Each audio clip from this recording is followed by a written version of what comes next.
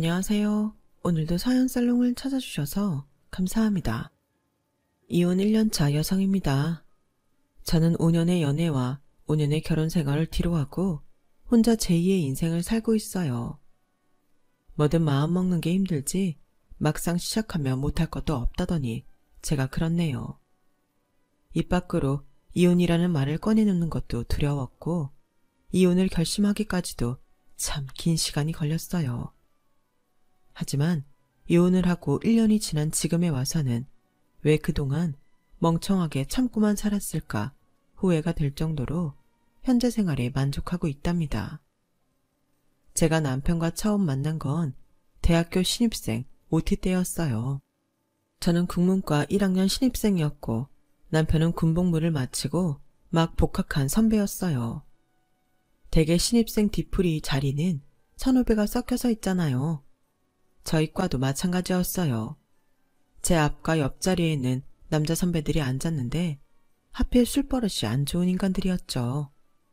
꼰대 기질도 다분해서 소위 말하는 군기를 잡으려고 후배들을 시종일관 갈구고 있었어요.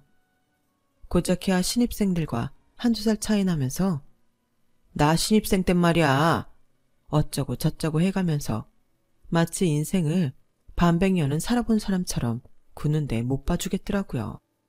그래도 어쩌겠어요. 선배는 선배인걸요. 그래서 눈 딱 감고 대충 호응을 해주고 있었죠. 그런데 갑자기 500cc의 잔을 몇 개 들고 오더니 술을 말기 시작하는 거예요. 맥주, 소주는 기본이고 막걸리에 탄산음료 등등 마실 수 있는 건 다 섞는 것 같더라고요. 그리고는 저희 테이블에 있던 신입생들한테 마시라고 강요했어요. 알지? 첫 잔은 원샷이다. 한 방울이라도 남기는 놈은 선배에 대한 예의가 없는 놈으로 간주하고 앞으로 그에 상응하는 대접을 해주겠어. 알아서들 해라. 물컵도 아니고 500cc 맥주잔인데 원샷이 말이 되나요? 여기저기서 한숨이 터져나왔죠. 그때까지 술을 마셔본 적이 없던 저로서는 정말 난감했어요. 맥주도 힘든 판에 첫 술을 폭탄주라뇨. 제 주량이 얼마인지도 모르는 상황에 폭탄주를 마시는 건 위험하다는 생각이 들더군요. 그래서 손에 든 맥주잔을 내려다보며 망설이고 있는데 그런 저를 본 선배는 버럭 소리를 치는 거예요. 하늘 같은 선배가 기껏 후배 생각해서 술까지 대령에 바쳤는데 너 지금 나 무시하냐? 라며 말이죠. 결국 강압에 못 이겨 한 입 마시긴 했는데 도저히 못 삼키겠더라고요. 그래서 그대로 뱉어냈죠. 그랬더니 선배들 얼굴이 싸해지는 거예요. 순간 분위기는 험악해졌고 선배 중 하나가 짜증을 내며 제게 강제로 술을 먹이려고 들었어요.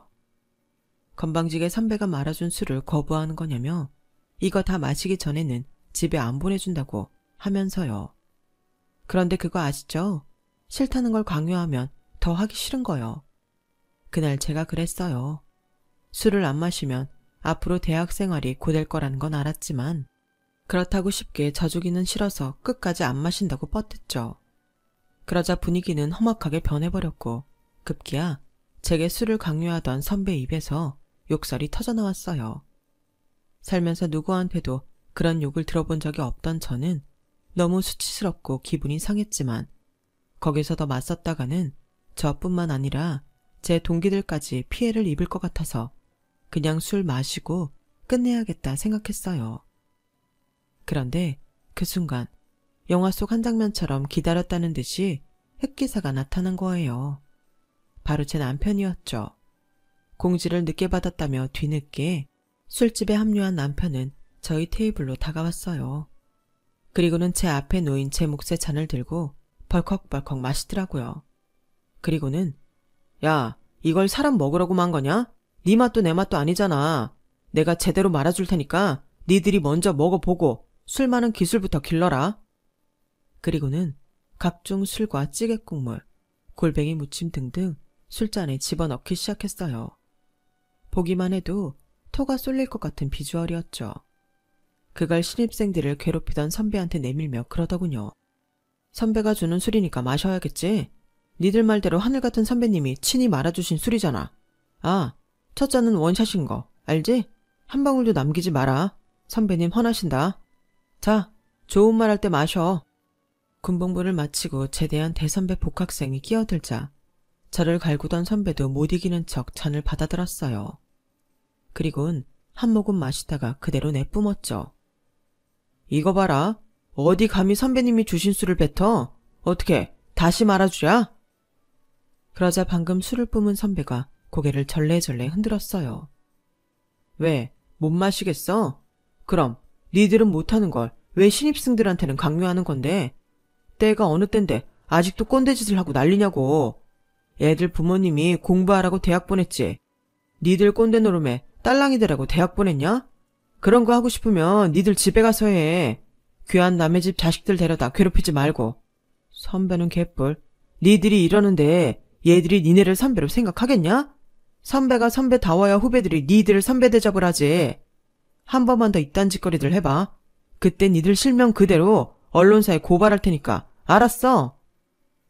그날 남편의 용감한 행동 덕분에 이후 저희 과에서 선배들의 술자리 기강잡기는 사라졌어요.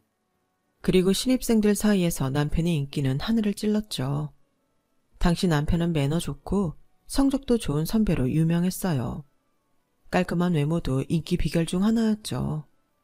그런데 그런 사람이 강의실에서 먼저 제게 말을 걸어준 거예요. 뿐만 아니라 캠퍼스 내에서 마주치면 먼저 다가와 친한 척을 해주니 어깨가 으쓱해지더라고요. 마치 제가 대단한 사람이 된 것 같은 착각이 들 정도였어요. 남편은 제게 휴대폰 번호를 알려주면서 앞으로 선배들이 괴롭히면 언제든 연락하라고 하더군요. 아마도 그날 일로 제가 선배들한테 괴롭힘을 당하지 않을까 걱정이 됐던 모양이었죠. 다행히도 그런 일로 남편을 호출할 일은 일어나지 않았지만요. 그랬더니 얼마 뒤 우연히 과 사무실에서 마주친 남편이 왜 연락 안 하냐고 그러는 거예요. 할 일이 없어서 안 했다고 했더니 한숨을 쉬면서 피식 웃더군요. 넌 지금까지 연애도 한번 안 해봤냐? 전화번호 주면서 연락하라는 게 어떤 의미인지 몰라? 아는데 모르는 척하는 거냐? 몰라서 모르는 척하는 거냐? 그 말에 저는 눈만 끔뻑댔어요. 연애요? 당연히 안 해봤죠. 여중 여고 나와 이제 막 대학에 들어온 제가 어디서 남자를 만나 연애를 했겠어요? 뭐 어떻게든 하려고 든다면 할 수도 있었겠죠. 그런데 제 주변 머리가 그쪽으로는 발달이 안 된 걸 어떡해요? 연애 경험이 없다는 제 말에 남편의 눈이 순간 반짝이더라고요. 그땐 몰랐는데 제가 모쏠이라는 사실이 남편이 저랑 사귀는데 큰 이유가 됐더라고요. 다른 사람은 몰라도 저희 남편한테는 아주 중요한 문제였거든요.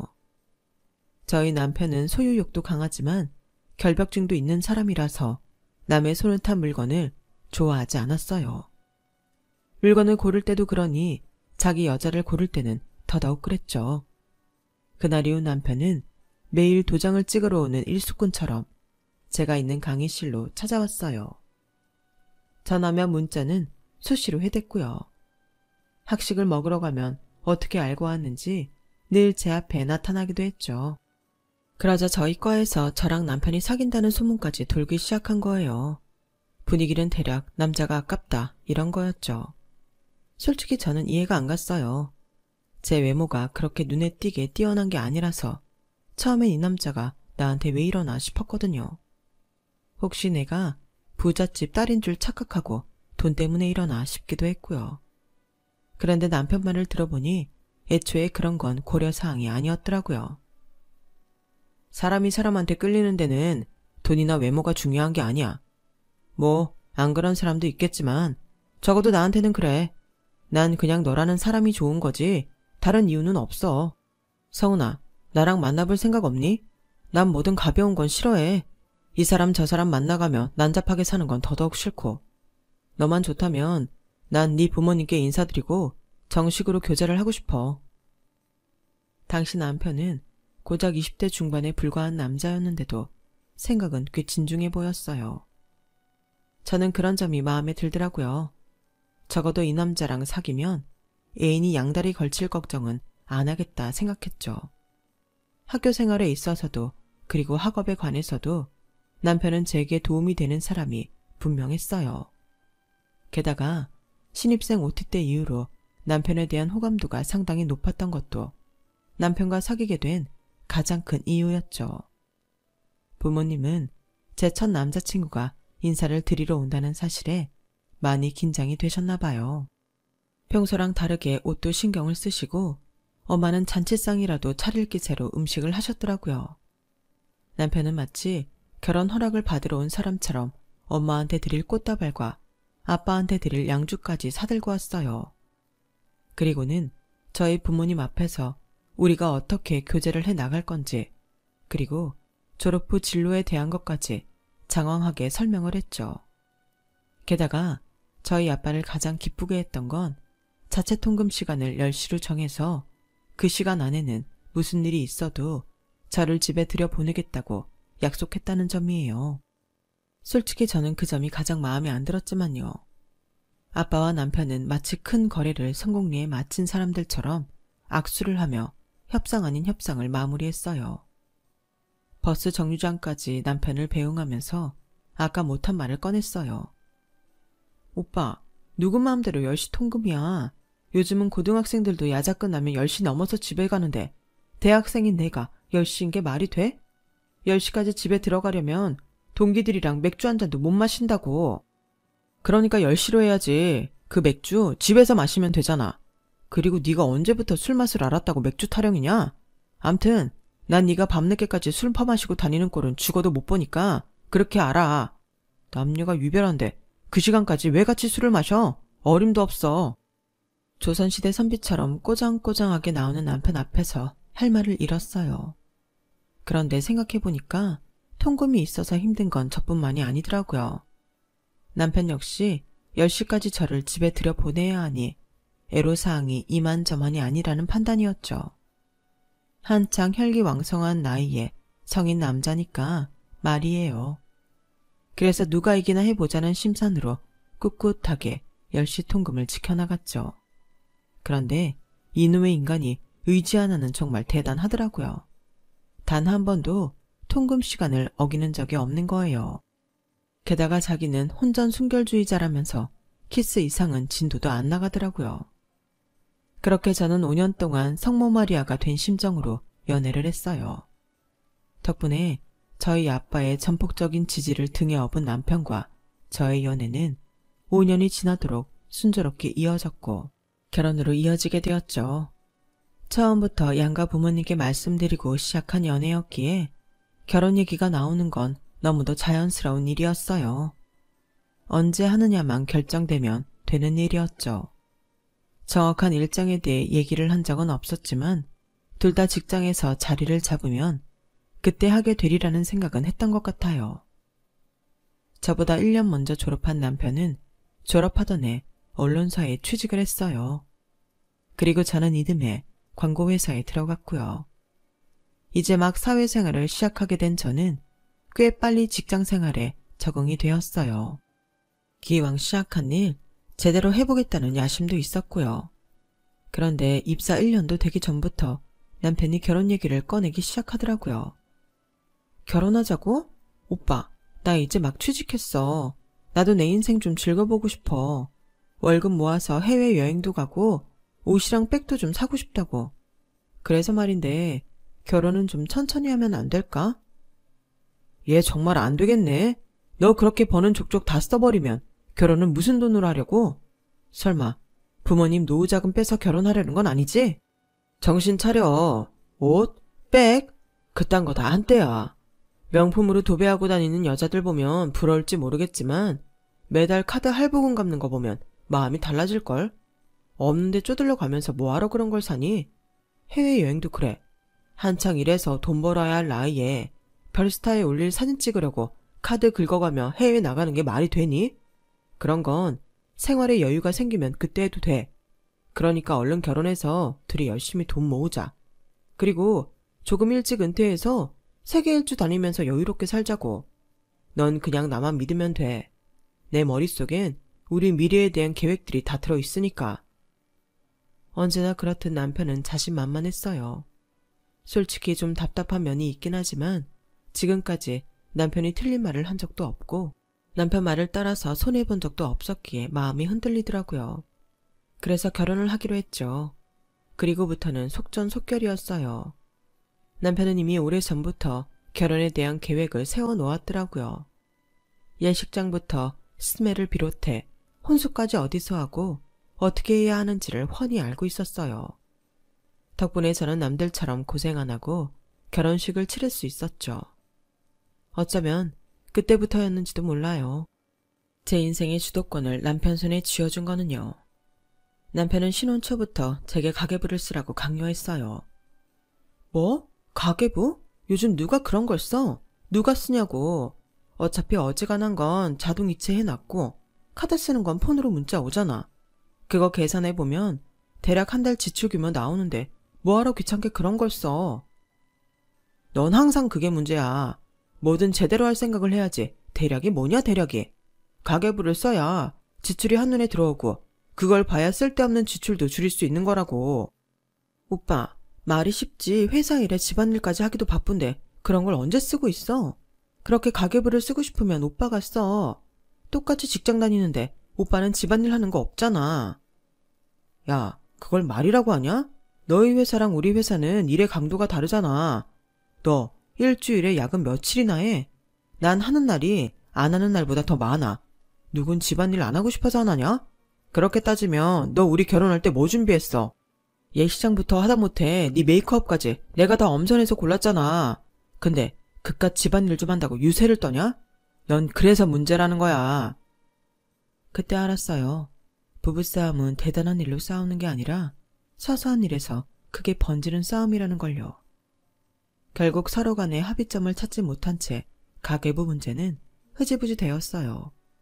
그런데 생각지도 못한 곳에서 가계부 얘기가 다시 튀어나오게 됐지 뭐예요. 제가 입사 후 남들보다 일찍 회사에 적응할 수 있었던 건 저희 과장님 덕분이었어요. 40대 초반 여성인 윤 과장님은 비혼주의자로 여자라면 누구나 부러워하는 인생을 살고 계셨죠. 집도 잘 살고 학벌도 좋고 키도 크고 몸매도 좋고 심지어 얼굴도 예뻤어요. 그런데다 성격은 또 어찌나 쌈박한지 사람이 뒤끝이 없어요. 그뿐인 줄 아세요? 부하 직원한테 일을 떠맡기는 일도 없고 어지간하면 자기 밑에 사람을 엄청 아끼세요. 다른 부서는 흔하게 하는 야근도 저희는 윤 과장님 덕분에 칼퇴를 일상화하고 있었죠. 자기 돈으로 명품백이랑 구두도 척척 사고 해외여행도 수시로 다녔지만 워낙 재테크 기술이 좋아서 서울에 40평대 자가 아파트까지 가지고 있었어요. 그런 윤 과장님이 특히 저를 예뻐해 주셔서 저는 입사 초부터 꽃길을 걸으며 회사 생활을 할 수 있었죠. 그런데 제가 결혼하고 3개월쯤 지났을까요? 하루는 윤 과장님이 그러시는 거예요. 자기야, 요즘 힘들어? 피부도 푸석푸석하고 살도 좀 찐 것 같네. 요즘 자기 스타일 완전 엉망이야. 결혼했다고 퍼져서 지내는 거 아니야? 안 되겠다. 오늘 퇴근하고 나랑 쇼핑 좀 하자. 내가 원피스 하나 사줄게. 그렇게 윤 과장님 손을 잡고 가로수길에 있는 편집샵에 들렀어요. 거기서 윤 과장님은 무려 40만 원이 넘는 원피스를 선물로 사주셨죠. 그러면서 온 김에 정장 바지랑 스커트, 가디건을 하나씩 샀는데 도합 54만 6천 원이 나왔더라고요. 계산은 3개월 할부로 긁었어요. 그런데 그날 집에 돌아가니 남편이 쇼핑백을 보고는 버럭 소리를 지르는 거예요. 내가 이래서 너한테 가계부를 쓰라는 거야. 네가 지금 옷값으로 53만 원이나 쓸 상황이냐? 게다가 카드 할부가 이자가 얼마나 나가는지 알아 몰라. 넌 어떻게 하나부터 열까지 내가 다 가르쳐줘야 되냐? 오빠, 근데 쓸데없는 거 산 건 아니야. 나 결혼하고 7kg가 쪄서 맞는 옷이 없어. 그렇다고 매일 직장에 같은 옷만 입고 다닐 수도 없잖아.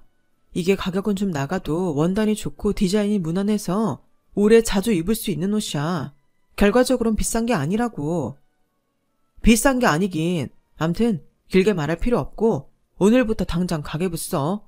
그리고 앞으론 매일 나한테 검사받아. 54만 원어치 쇼핑한 채로 저는 결국 가계부를 쓰게 되었어요. 그리고 매일 밤 남편한테 경제관념이 없다는 핀잔을 들으며 하루를 마감해야 했죠. 그래도 그때까지는 별 탈 없이 결혼 생활이 진행됐어요. 결혼 후 남편 잔소리가 조금 더 많아지기는 했지만 그렇다고 못 들어줄 정도는 아니었으니까요. 문제는 제 직장에서 생기고 말았죠. 저희 회사에 낙하산 전무가 들어오면서 주요 부서마다 자기 라인 사람들로 채우기 시작한 거예요. 그런데 하나같이 어디서 그런 인간들만 골라왔는지 능력도 없고 인성은 개판인 쓰레기들이었죠. 특히 저희 부서에 들어온 부장은 쓰레기 중 쓰레기였어요. 여성 직원들한테 이상한 말 하는 건 일상이고 툭하면 직원들한테 업무와 관련 없는 자기 집일을 시키곤 했어요. 저한테는 글쎄 자기 딸 국어 수행평가를 시키지 뭐예요. 당연히 못한다고 했죠. 그랬더니 그날부터 저를 갈구기 시작하는데 진짜 월급만 아니면 당장 그 인간 얼굴에 사표를 던지고 나왔을 거예요. 그런데 이런 생각을 하는 사람이 저뿐만이 아니었다는 게 문제였어요. 능력 없는 수장이 부서를 맡으니 부서 일이 제대로 돌아갈 리가 없었고 능력도 없는 주제에 자기보다 잘난 부하 직원은 두 눈 뜨고 못 봐주는 성격이라 우리 부서의 능력자들이 줄줄이 퇴사를 한 거예요. 제가 따르던 윤 과장님을 포함해서 대리급 2에 과장 하나까지 도합 3이나 말이죠. 일당 100은 하던 분들이 나가는 바람에 부서 업무는 뭐 하나 제대로 돌아가는 게 없었어요. 그러니 만만한 사원과 대리급만 죽어라 갈구기 시작했죠. 그중 집중 타깃이 된 게 바로 저였어요. 자기 딸 수행평가 문제로 일찌감치 찍힌 데다가 제가 윤 과장님이랑 친했다는 게 한몫한 거예요. 아침에 출근하는 순간부터 부장의 갈굼은 시작됐고 폭언의 정도는 점점 도를 넘어갔어요. 그런데도 누구 하나 도와주는 사람이 없었죠. 저를 도와주었다가는 자신도 부장한테 찍힐 게 뻔한데 누가 목숨 내놓고 저를 돕겠어요. 성은 씨는 뭐하러 회사에 나와? 그 실력이면 집에서 살림이나 하는 게 회사를 돕는 게 아니겠어? 어떻게 된 게 능력도 안 되는 밥벌레는 자리를 뭉개고 앉아있고 능력 있는 것들만 골라나갔나 몰라. 에휴, 부하 직원 복도 지질이 없지. 이런 걸 데리고 일해야 하다니. 자기가 능력자들을 내쫓은 거면서 괜히 제 탓만 하더군요. 상황이 이렇게 되니 나머지 부서 사람들도 부장 비위를 맞추느라 저를 괴롭히기 시작했어요. 제 책상에는 늘 그날 해치워야 할 엄청난 업무 파일이 쌓여갔고 점심을 거르는 건 일쑤였고 평일엔 무조건 야근, 심지어 주말에도 집에 일을 싸매고 가서 해야 했어요. 하지만 아무리 노력을 해도 극복할 수 없는 건 제 능력밖에 업무였죠. 제 연차로는 당연히 감당할 수 없는 일인데도 무리하게 떠넘겨 놓곤 결과가 안 좋으면 저를 쓰레기 취급을 하는 거예요. 스트레스로 탈모도 심해지고 피부는 하루가 멀다 하고 뒤집어졌어요. 불면증에 이명, 공황장애까지 생겨서 일상생활이 힘들 정도가 되었어요. 그러다 결국 제 발로 직장을 나가게 되었죠. 그러자 남편은 그 정도 일로 회사를 관둔 거냐며 오히려 윽박을 지르더군요. 그럼 어떡해. 누구는 어렵게 들어간 직장 그렇게 포기하고 싶었는 줄 알아? 나도 참았어. 죽을 힘을 다해서 참았다고. 그래도 안 되는 걸 어떡하냔 말이야. 넌 그래서 틀려먹었다는 거야. 직장생활 하는 사람 중에 그런 일 한 번 안 겪고 사는 사람이 있는 줄 아냐? 다들 너만큼 못나서 제자리 지키고 사는 줄 아냐고. 됐고 당장 새 직장 알아봐. 더 늦기 전에 어디든 들어가라고. 그렇게 저는 따뜻한 위로 한마디 듣지 못한 채 남편한테 등 떠밀려 퇴사하던 날부터 바로 구직활동에 들어갔어요. 하지만 다시 들어간 회사에서도 저는 얼마 버티지 못하고 나오고 말았어요. 전 직장에서 당했던 직장 괴롭힘의 후유증으로 생긴 공황장애 때문에 제대로 업무를 볼 수 없게 되었거든요. 이후로도 계약직 일 비롯해 아르바이트까지 몇 번 더 직장에 들어가게 됐지만 번번이 제 발로 걸어 나오고 말았어요. 그렇게 저는 30도 안 된 나이에 백수가 돼버렸죠. 그때부터였어요. 남편이 변하기 시작한 건. 남편한테 저는 능력도 없고 참을성도 없는 밥벌레나 마찬가지였나 봐요. 저를 볼 때마다 못마땅한 표정을 지으며 싸늘한 말만 뱉어댔죠.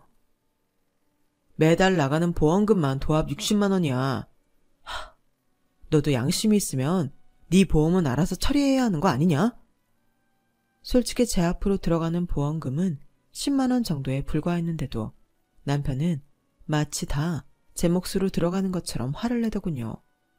하지만 그렇다고 따질 수도 없었어요. 10,000원이든 10만 원이든 남편이 번 돈으로 제 보험료를 내는 건 사실이니까요. 야, 네 앞으로 된 보험 다 해지해. 돈도 못 버는 주제 보험은 뭐하러 드냐? 병원도 갈 거 없어. 그냥 몸으로 때워.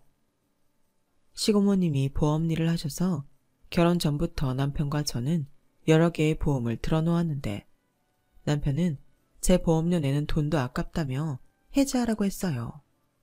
하지만 지금 해지하면 환급 받을 수 있는 돈도 얼마 안 되는 데다가 갑자기 큰 병에 걸리면 그 비용을 어떻게 감당하나 걱정이 되더라고요. 그래서 친정엄마한테 사정을 얘기했죠. 그랬더니 엄마가 그걸 왜 해약하냐면서 엄마가 내줄 테니 걱정 말라고 하시더군요. 세상에, 네 보험료가 얼마나 한다고 그걸 못 내주겠다고 해약을 하래. 누가 보면 네 앞으로 보험료가 기백만 원은 나가는 줄 알겠다. 그리고 뭐? 병 걸리면 몸으로 때우라고? 어떻게 지 와이프한테 그딴 소리를 해? 사람은 겪어봐야 한다더니 그 말이 딱 맞다. 결혼 전에는 그렇게 너밖에 모르더니 이렇게 사람이 변하니? 성훈아, 정 힘들면 집으로 와. 그런 대접 받아가면서 참고 살지 말고 그냥 훌훌 털고 엄마 아빠랑 살자. 전화기 너머로 훌쩍이는 엄마 울음소리를 들으니 내가 괜한 말을 했다 싶었어요. 그깟 보험 손해보더라도 해약하고 말걸 하는 생각이 들었죠. 그래서 이후로는 친정엄마한테 전화해 하소연하는 짓은 하지 않았어요. 힘들어도 잘 사는 척 남편이 잘해준다는 거짓말로 안심을 시켜드렸죠. 저 때문에 엄마가 가슴 아파하시는 건 정말 참기 힘들었거든요. 제가 일을 할 때는 남편과 제가 각각 100만 원씩 생활비를 내고 살았어요. 나머지 돈은 알아서 저축을 했고요. 그때 제가 모아둔 돈은 회사를 그만둔 뒤 매달 생활비를 썼는데 그 돈이 바닥이 나고 만 거예요. 그래서 남편한테 이번 달부터는 생활비를 못 낼 것 같다고 했더니 그러더라고요.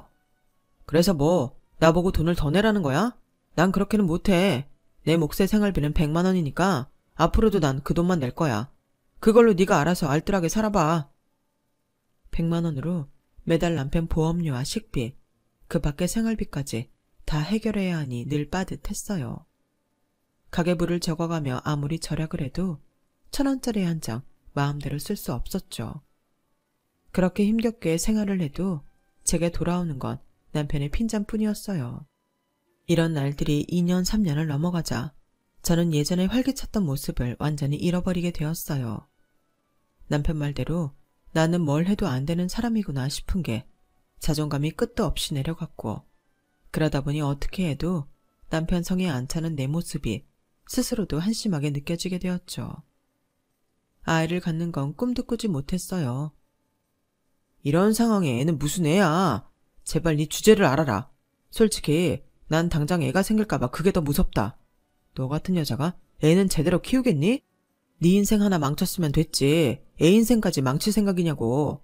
그러니까 주제 넘은 생각 그만두고 살림이나 제대로 해. 한 달 내내 뼈 빠지게 벌어다 주는데 반찬 꼬라지 하고는. 넌 어떻게 살림 하나도 제대로 못하니? 도대체 할 줄 아는 게 뭐야? 하긴 네가 그런 인간이니까 그깟 공황장애 핑계로 집구석에 뭉개고 있지. 나 같으면 이런 소리 듣기 싫어서라도 당장 나가서 돈 벌겠다. 넌 이런 말에도 상처 같은 건 안 받지? 대충 순간만 모면하면 몸도 편하고 마음도 편하니까. 하지만 남편의 말과 달리 저는 매 순간 남편의 가시돋친 말에 상처를 입었어요. 그러던 어느 날이었어요. TV를 보는데 줄광고로 라디오 드라마 극본 공모 공지가 뜨더군요. 상금이 무려 1,000만 원이었어요. 대학 시절 드라마 작가인 선배 밑에서 보조작가로 일했던 경험이 있었는데 그때 선배한테 이야기를 만드는 재주가 있다는 칭찬을 들었던 게 생각이 났어요. 글을 쓰는 건 돈이 드는 일도 아니고 밖에서 사람들과 부대낄 일도 없으니 나한테 딱이란 생각이 들더군요. 그래서 홈페이지에 들어가 라디오 드라마 극본을 몇 개 읽어보았어요. 드라마와는 약간 다르긴 했지만 전체적인 구도는 비슷하더라고요. 그래서 연습 삼아 습작을 시작했죠. 처음엔 내가 과연 할 수 있을까 하는 걱정 때문인지 흰 바탕 위에 커서만 띄워놓은 채 한 줄도 써내지 못했어요. 그러다 스토리 라인을 잡고 나니 조금씩 작업의 속도가 붙기 시작하더라고요. 그동안 남편한테 구박을 받으며 지냈던 순간들이 불쑥불쑥 떠올라 극중 남편은 아주 악독한 악역으로 만들 수 있었어요. 그리곤 통쾌한 복수로 끝을 맺었죠. 한마디로 그 작품은 제 이야기 그 자체였어요. 다른 게 있다면 극중 여주인공은 시련을 딛고 멋지게 성공해 남편한테 복수를 하고 제2의 인생을 살아간다는 결말뿐이었죠. 글을 쓰는 내내 일종의 현실 도피와 카타르시스를 느꼈던 것 같아요.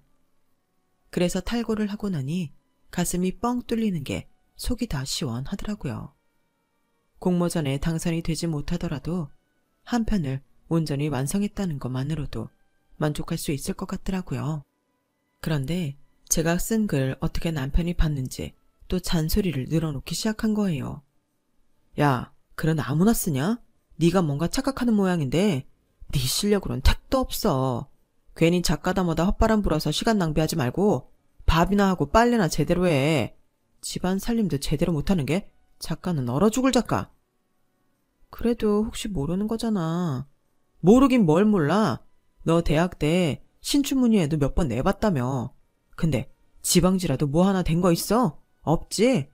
그래, 네 실력이 딱 그 정도인 거야. 그러니까 헛물켜지 말라는 거라고. 영화나 드라마 속이라면 이런 경우 반전으로 주인공이 공모전에 당선이 되겠지만 현실은 그저 탈락의 고배를 마실 뿐이었어요. 그런데 끝날 때까지 끝난 게 아니라고 공모전에 탈락했음에도 제가 기회가 온 거예요. 하루는 휴대폰으로 낯선 번호가 찍힌 전화가 걸려왔더라고요. 라디오 드라마 담당 PD였어요. 비록 공모전에서는 떨어졌지만 약간 다듬어서 방송에 내보내고 싶다고 하더군요. 그래서 몇 번의 수정을 거쳐 작품을 완성해 보냈어요. 그리고 드디어 방송이 가능하겠다는 연락을 받았죠. 녹음 당일 스튜디오에 오겠냐고 묻길래 그러겠다고 했어요. 방송국까지 가는 내내 심장이 어찌나 뛰던지 마치 이제 막 세상에 태어난 아기처럼 온몸의 감각 하나하나가 신선하게 느껴질 정도였어요. 성우분들은 녹음에 앞서 작품에 대한 질문들을 하셨는데 제가 미처 생각지 못했던 부분까지 세세하게 짚어주셔서 제가 오히려 그분들께 배우는 기분이 들었어요. 그렇게 녹음이 시작됐고 베테랑 성우분들이라 그런지 제가 글로 썼을 때보다 더 실감나게 작품이 살아나더라고요. 그리고 드디어 제 작품이 라디오 채널을 통해 방송되던 날 저는 숨죽이며 라디오 앞에서 귀를 기울였어요. 라디오 드라마가 끝나자 저도 모르게 눈에서 뜨거운 눈물이 흐르더군요. 내가 살아있다는 걸 그렇게 생생하게 느끼기도 처음이었어요. 혹시라도 문제가 생겨서 방송이 되지 않으면 어쩌나 하는 마음에 남편은 물론 주변 사람들한테 알리지도 못한 채 혼자 숨죽여 들었는데 이럴 줄 알았으면 주변에 알릴 걸 그랬다 싶더군요. 그래서 그날 밤 퇴근하고 돌아온 남편한테 얘기를 했더니 그러는 거예요. 야, 공모전 당선작도 아니고 떨어진 거 방송에 내보내는 거 보면 모르겠냐? 네 건 그냥 땜빵용이었던 거야. 모르긴 해도 고려 대신 상품권이나 화장품 세트 같은 거 보내줄걸? 그냥 라디오 사연 하나 방송 탄 거나 마찬가지인데 뭘 잘났다고 호들갑이야. 배고프니까 얼른 밥이나 차려. 칭찬 한마디 해주는 게 뭐가 그리 어렵다고 끝까지 저를 깎아내리는 남편 때문에 들떴던 마음도 축 가라앉아버렸어요. 그런데 얼마 뒤 놀라운 일이 벌어진 거예요. 제 통장으로 100만 원이 넘는 금액의 고려가 들어온 거죠. 그러자 남편도 조금 놀라는 눈치더라고요. 그 일을 기점으로 조금씩 자신감을 회복한 저는 웹드라마 극본부터 동화각색에 이르기까지 돈 되는 글이라면 뭐든 써내기 시작했어요. 출판사나 방송국에서 일하는 국문과 동기와 선배들을 통해 일감도 받을 수 있어서 운 좋게 입봉을 할 수 있었죠. 비록 메이저는 아니었지만 그래도 제 작품이 돈이 되고 방송이 된다는 사실에 힘든 줄도 모르고 작업에 매진했어요. 그러는 동안 저도 매달 생활비도 낼 수 있어서 남편 앞에서 떳떳하기도 했고요. 저를 비롯해 모든 게 변해갔지만 딱 하나 변하지 않은 게 있었어요. 바로 남편의 태도였죠. 남들은 다 제 글을 인정하는데 남편만큼은 여전히 니까짓 게 무슨 작가냐며 깔보기 일쑤였어요.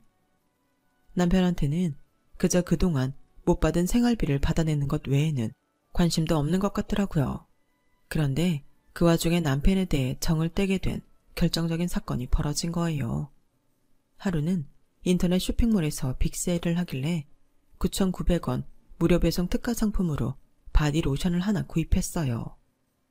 제가 극건성 피부라서 날이 쌀쌀해질 때마다 살이 찢어지는 통증이 있어서 큰맘 먹고 하나 산 거였죠. 일을 쉬면서 화장품 사 쓰는 것만큼 눈치 보이는 일도 없었기에 바디 로션을 사서 쓸 수가 없었는데 이번만큼은 당당히 사서 쓸 수 있겠다 생각했어요. 그런데 밤에 가계부 검사를 하던 남편이 지출 목록을 보고는 버럭 소리를 지르더라고요. 야, 너 미쳤냐? 집에서 노는 주제에 바디로션은 뭐하러 사? 너 요즘 돈 좀 번다고 벌써부터 돈지랄하는 거야? 그동안 네가 놀면서 까먹은 돈 메꿀 생각은 애당초 하지를 않는구나. 고작 9,900원짜리 로션이야. 그게 무슨 돈지랄이냐? 3년 만에 처음 사본 거라고. 9,900원은 돈이 아니냐? 100원이든 만원이든 쓸데없는데 돈을 쓰니까 하는 말이잖아. 솔직히 그거 바른다고 달라지는 게 있긴 해. 아니잖아. 그런 걸 보고 과소비라고 하는 거야. 돈 10,000원도 안 되는 로션 하나 샀다가 과소비한다고 욕만 먹은 저는 하루빨리 돈을 더 벌어서 이런 소리를 안 듣고 살아야겠다 생각했어요. 그런데 며칠 뒤 어이없는 일이 벌어진 거예요. 얼마 전 백수 탈출에 성공해 직장인이 된 시누이가 내부 비닐도 뜯지 않은 경찰을 몰고 집으로 왔더라고요. 시어머니 심부름으로 참기름이랑 묵은지를 한 통 가지고 온 거예요. 아가씨, 이게 뭐예요? 차 뽑았어요. 그러자 시누이가 그러는 거예요. 오빠가 뽑아줬어요. 취직기념 선물로요. 오빠, 언니한테 말 안 했어? 그러자 남편이 별일이 아니라는 듯 지나가는 말처럼 출근할 때 힘들까봐 내가 한 대 뽑아줬어. 이러더라고요. 순간 망치로 머리를 3개 맞은 기분이었어요. 불과 며칠 전에 9,900원짜리 로션 하나 샀다고 과소비냐 취급을 하더니 지 동생한테는 1,500만 원이 넘는 경차를 턱하니 사주다니 기가 막히더라고요. 그런데 거기까지는 100번 양보해서 이해할 수 있다 쳐요. 자기 돈으로 자기 동생 차 사주겠다는데 제가 뭐라고 하겠어요. 그런데 이어진 시누이 말에 뚜껑이 확 열렸어요. 참, 차 할부금은 매달 언니가 내는 거라던데? 오빠 맞지? 그냥 언니 카드로 할부 끊으면 편한데 언니 수입이 일정치 않다 그래서 오빠 카드로 먼저 긁었어요. 매달 25일까지 오빠 계좌로 돈 붙이면 돼요. 아니 그걸 왜 내가 내? 여보, 이게 무슨 소리야? 그러자 남편이 그러는 거예요. 야, 너 그동안 생활비 한 푼 안 내고 살았잖아. 그럼 나 대신 차 할부금 정도는 낼 수 있는 거 아니냐? 일시불로 내라는 것도 아니고 매달 끊어서 내는 건데 뭐가 어려워? 와, 이 인간이 정말 끝까지 치사하더라고요. 그간 못 받은 생활비를 고스란히 받아내겠다는 심산이었어요. 그런데 그렇게 따지면 저는 독박으로 가사활동을 해온 건데 그건 왜 계산해서 빼요? 그런 계산이 어딨어? 그럼 그동안 내가 해온 가사 노동비는 누가 계산해줘? 그렇잖아. 자기한테 밥벌레 취급까지 당하면서 일했는데 돈까지 내야 하는 거라면 너무 억울한 거 아니냐고. 야, 뭐가 억울해. 유부녀가 살림하는 건 당연하지. 그리고 애초에 네가 회사만 박차고 나오지 않았으면 일이 이렇게 꼬이지도 않았어. 그러니까 탓하려거든 네 자신을 탓하라고. 하도 당당한 남편의 태도에 지난 몇 년간 쌓았던 울분이 폭발해버렸어요. 그래서 가슴속에 꾹꾹 누르고 있던 마지막 그 말을 꺼내고 말았죠. 야, 진짜 끝까지 개새끼네. 이런 걸 내가 남편이라고 믿고 살았구나.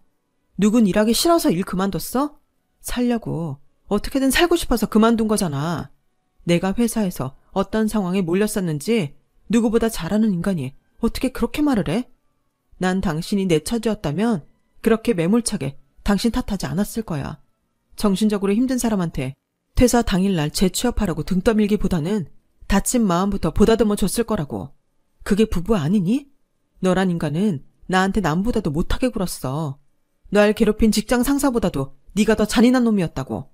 이렇게 된 마당에 내가 나랑 어떻게 한 입을 덮고 살겠니? 우리 그냥 이혼하자. 그러자 남편은 이혼할 때 하더라도 그동안 밀린 생활비는 내고 끝내라고 하더군요. 그래서 저도 남편과 똑같이 계산기를 때렸어요. 그리곤 좋아, 낼게. 대신 나도 내 몫을 제대로 받아야겠어. 결혼해서 지금까지 내가 했던 가사노동 시세대로 쳐서 받을래. 지난 5년간 하루 10시간 넘게 일했으니까 그거 계산해줘.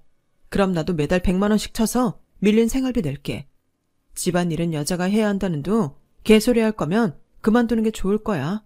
난 주말에도 니놈 등살에 못 이겨 일했으니까. 모르긴 해도 비용이 엄청 나을 거다. 야, 네가 한 게 뭐 있다고 돈을 받아. 어림없는 소리 하지 마. 그래, 그럼 시시비비는 법정에서 가려야겠네. 암튼 난 한 푼도 양보 못하니까 그렇게 알아.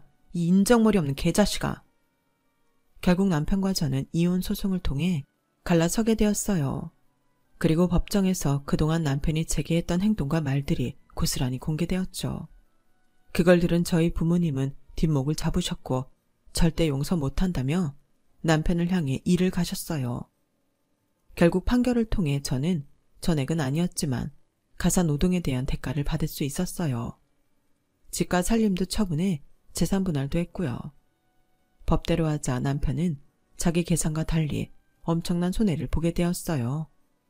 자기 여동생한테 차를 뽑아준 비용까지 떠안게 됐거든요. 이혼을 한 뒤 저는 친정에 들어가 사는 대신 오피스텔을 구해서 살고 있어요. 글 작업을 하려면 혼자 지내는 게 나을 것 같아서 내린 결정이었죠. 그리고 작가라는 호칭으로 불리며 제2의 인생을 살고 있답니다. 직업 특성상 소속된 곳이 없어서 매달 수입이 불규칙적이지만 내가 써내는 만큼 돈을 벌 수 있고 불필요한 인간관계로 스트레스를 받지 않아도 된다는 장점이 있어서 저는 대만족이랍니다. 한 남자랑 10년이라는 시간을 함께하면서 제가 참 많이 바보가 되었나 봐요. 이혼 후 정신과 상담을 받아보니 제가 오랜 기간 남편한테 세뇌당한 것 같다고 했어요. 자존감이 낮아지고 심한 결정장애를 겪는 것도 그런 이유 때문이라고요. 주먹이나 발로 차는 폭력만이 폭력이 아니라는 걸 이혼을 통해 알게 되었어요. 5년이라는 시간은 비싼 인생 수업료로 사용되었지만 그래도 제2의 인생을 찾게 된 소중한 시간이었기에 아까워하지는 않으려고 합니다. 지금까지 제 사연을 들어주셔서 감사합니다. 자신을 사랑해 주시고 그렇게 행복하셨으면 좋겠습니다. 무엇보다 건강하세요. 여러분, 사연 댓글에 응원과 현명한 조언 부탁드려요. 좋아요와 구독은 저에게 큰 힘이 됩니다. 오늘도 좋은 일 가득하세요.